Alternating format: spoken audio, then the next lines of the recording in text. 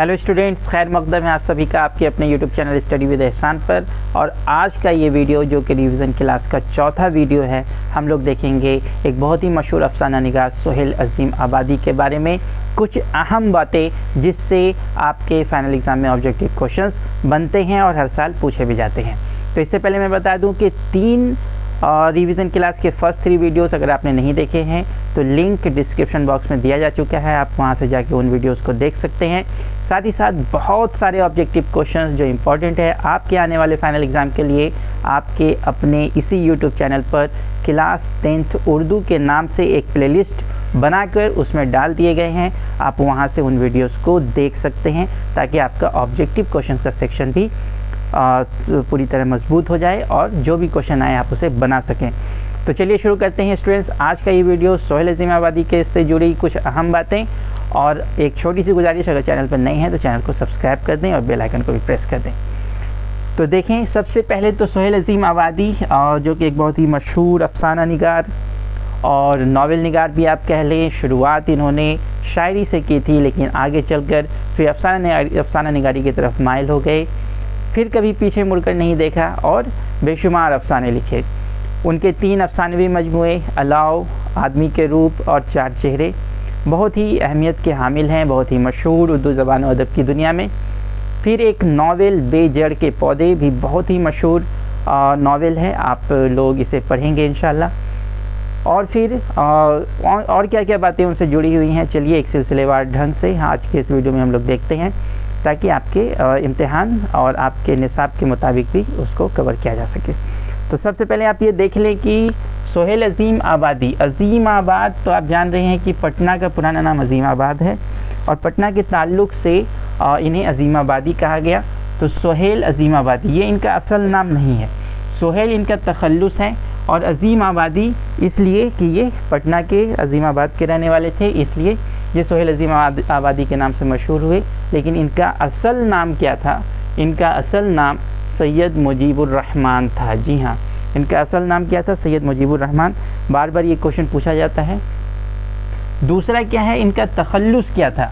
जैसा कि मैंने आपको बताया कि इन्होंने अपनी अदबी दुनिया, अदबी ज़िंदगी की शुरुआत शायरी से की थी, फिर आगे चलकर अफसाना निगारी की तरफ मुड़े और बेशुमार अफसाने लिखे, फिर वापस से इन्होंने शायरी नहीं की। तो जब शायरी करते थे तो इन्होंने अपना तखल्लुस क्या रखा था? सोहेल। जी हाँ, सोहेल रखा था, जो उनके नाम का भी एक हिस्सा बना। फिर उसके बाद आप ये जानें कि उनकी पैदाइश कहाँ हुई थी और तो कहाँ हुई थी? 1911 ईस्वी में पटना में हुई थी। जी हाँ, 1911 ईस्वी में पटना में हुई थी। उनका आबाई वतन क्या था? आबाई वतन उनका क्या था? शाहपुर भदौल, जो कि पटना का एक हिस्सा है। शाहपुर भदौल, और ये कहाँ है? पटना में ही है। फिर इनसे जुड़ी एक इम्पॉर्टेंट बात यह है कि इन्होंने एक रोज़नामा अखबार भी निकाला था, रोज़नामा अखबार जिसका नाम क्या था? साथी। जी हाँ, एक अखबार भी इन्होंने निकाला जिनका नाम साथी था। और फिर मैंने आपको पहले ही बताया कि बेशुमार अफसाने इन्होंने लिखे हैं, बेशुमार अफसाने इनसे यादगार हैं। तो इन अफसानों को 3 अफसानवी मजमूए में कैद किया गया है। और ये 3 अफसानवी मजमूए कौन कौन हैं? तो आप देखिए, मैंने यहाँ लिख रखा है 3 अफसानवी मजमूए।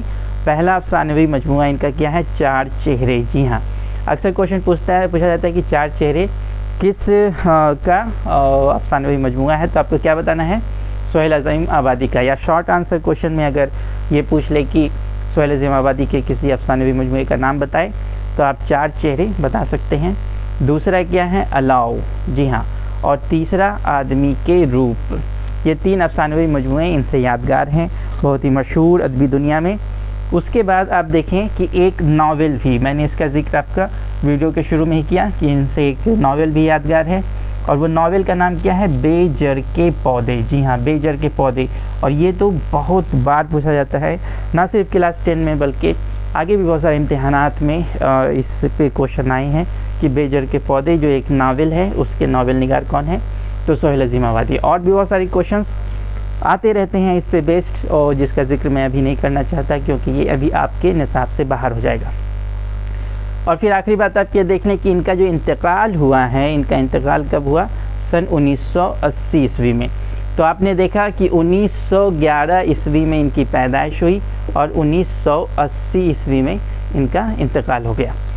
तो ये बातें जो हैं सोहेल अज़ीम आबादी से मुतल्लिक ये आपको ज़हन नशी कर लेना चाहिए, बहुत ही अहम बातें हैं और इन्हीं बातों से बहुत सारे ऑब्जेक्टिव क्वेश्चंस हमेशा आपके आते हैं, ना सिर्फ क्लास 10 में बल्कि आगे भी।